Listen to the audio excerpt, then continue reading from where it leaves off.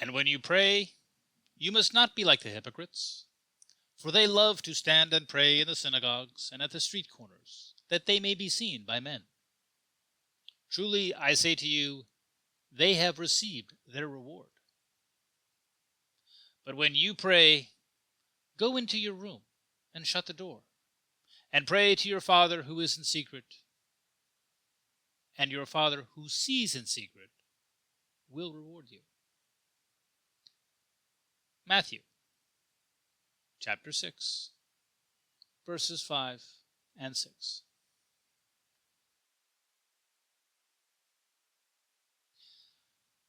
I make a point to pray every day to start the day. I am not perfect in this practice and certainly not as diligent as I want to be. But on any day where I must confront the world, I turn first to God in prayer.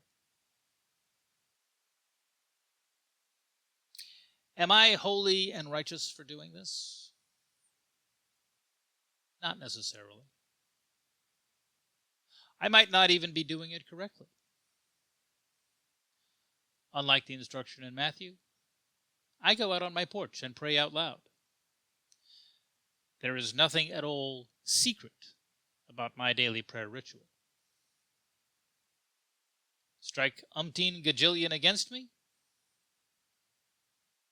Maybe. Pulling back the veil so far as to discuss my daily prayer ritual here might even be strike umpteen gajillion and one against me.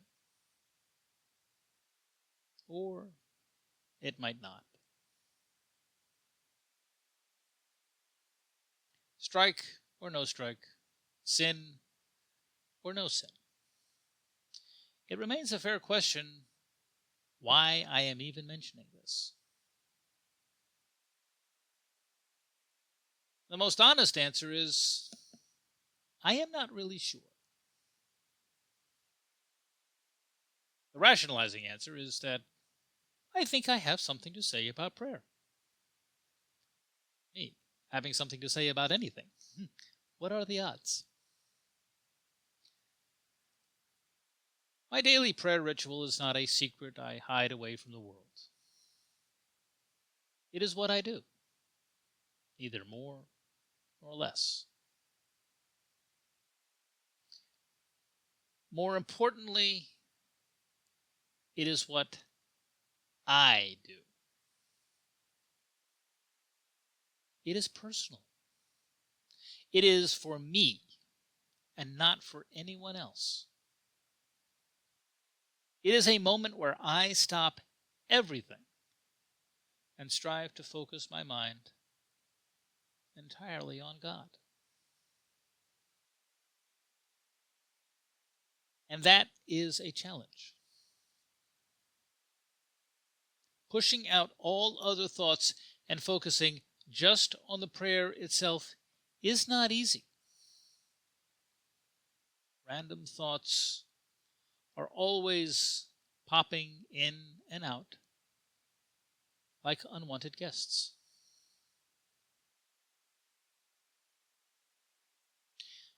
It is also a discipline. As with so many things in this world, to become adept at prayer, one must pray regularly. Not for nothing do people often refer to their spiritual habits as practice. If we do not practice praying, we might find it awkward and difficult in those moments of crisis when it is most needed.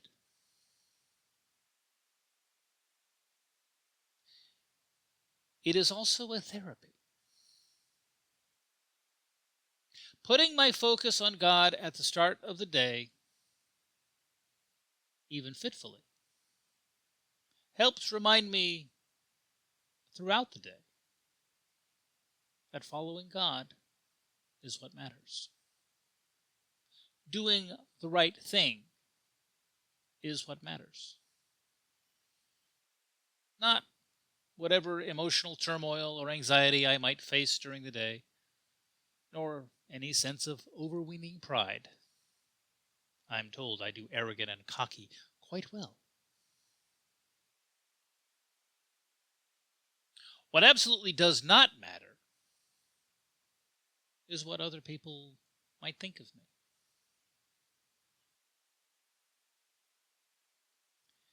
Taking a moment to focus on God as a daily habit makes remembering that just a little bit easier.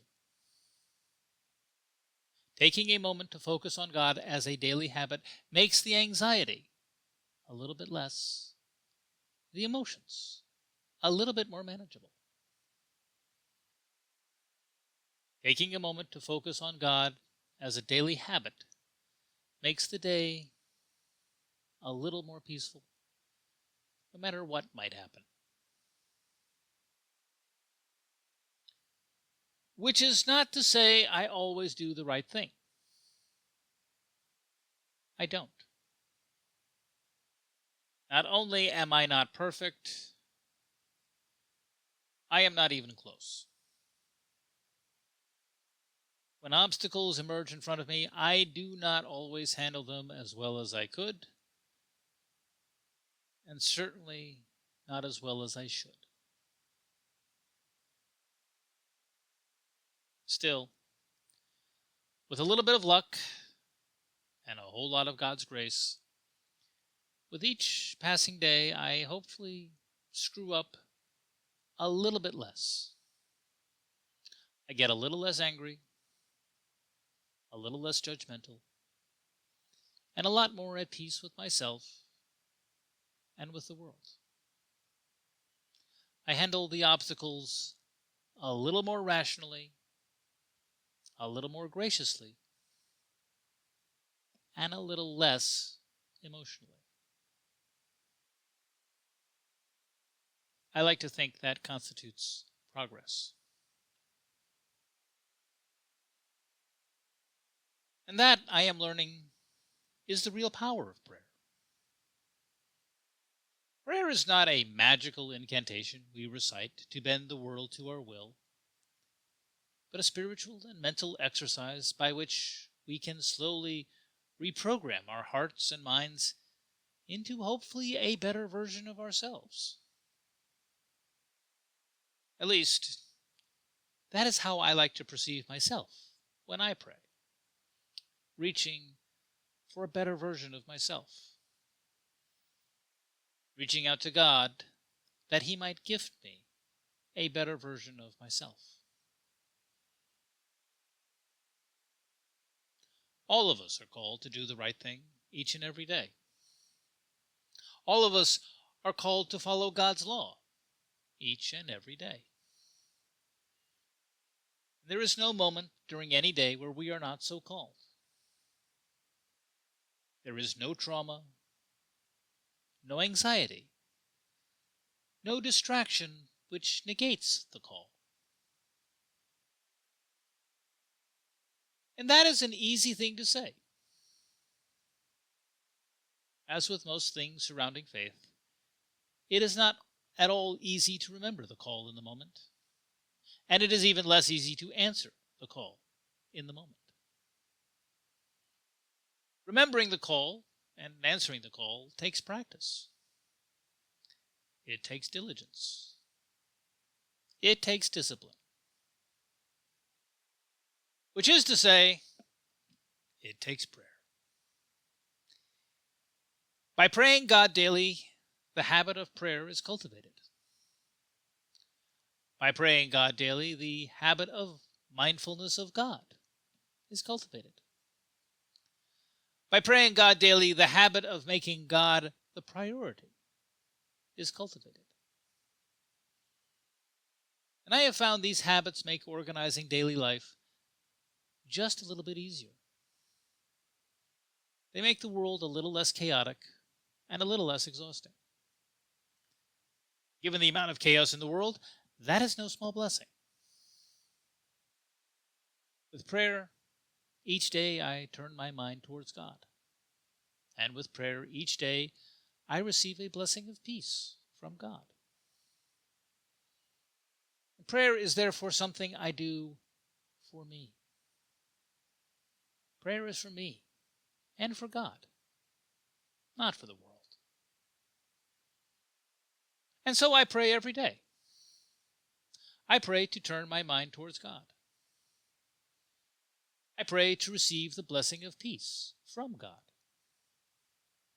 I pray so that God can be a guide for me throughout the day, making the day's challenges just a little easier to sort. And I would encourage you to pray every day. Pray to turn your mind towards God. Pray to receive the blessing of peace from God. Pray and let God be a guide for you throughout the day, that the day's challenges might be a little easier for you to sort. With prayer, we turn our minds towards God. With prayer, we receive a blessing of peace from God. With prayer, we put the world aside to focus on what truly matters, which is always God. That is a good practice and a good habit to have every day. Thank you for listening, and God bless you.